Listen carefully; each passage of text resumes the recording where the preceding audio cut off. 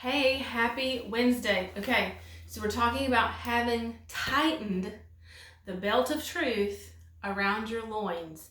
And every word in that statement is important. um, Having already done it, don't go into battle if your loin belt of truth is not tight. Don't go into battle. Don't go into battle yet. Don't try to stand your ground if it's not tightened. It's going to fall off. And let's just go ahead and go here. So in the King James Version, so my Bible's Amplified and King James Parallel. So Amplified says, having tightened the belt of truth around your loins. The King James says, stand therefore, having your loins girt about with truth. Now, this is going to be a visual representation that you will remember. So Thayer's tells us that to girt there, it could read, with truth as a girdle. Stand therefore with truth as a girdle. Now, I am quite pregnant, 26 weeks, tomorrow actually. Very excited. We are really quickly coming into the due date, which is a wonderful thing. We're very excited. But I'm not wearing any kind of girdle. Yeah. That is so far outside of my scope. And but I think worn something similar to that, or at least something that would have some kind of the same effect. But we've all seen the old school movies, and the women are getting dressed and they tighten those corsets, those girdles, and you just want to breathe for them, right? But that illustrates how tight Paul is talking about we should have that belt of truth.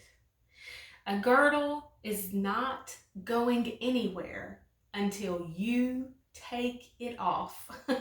It is going to hold firm the entire time that you wear it. And it goes all the way around. You don't just wear it on half of your body. You don't just wear it on the front half or the back half. A girdle is completely surrounding. And I think that those are some thoughts that, though, might seem a little funny, that Paul would say, wear the truth like a girdle. But the depth of that statement is of utmost importance. That's how foundational truth is to our fight. That's how necessary truth is to our fight. And that's how tightly we must cling to truth in our fight. In that it is so tight, it's like a girdle, and it's not falling off. It's not going to come unhooked. It is going to be firm in its place because the truth is necessary for our victory. The truth is necessary for the other pieces of armor, like we talked about last week, to be held in place. The truth holds all things in place. And there is a verse in Colossians. I know it's in Colossians. Holy Spirit, help me find it quickly, because you know where it is.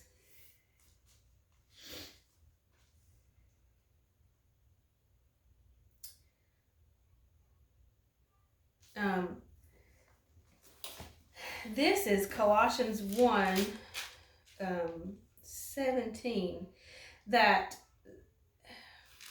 all things are held together by the word of his power, of Christ's power. And if we, let's just read Colossians 1:16.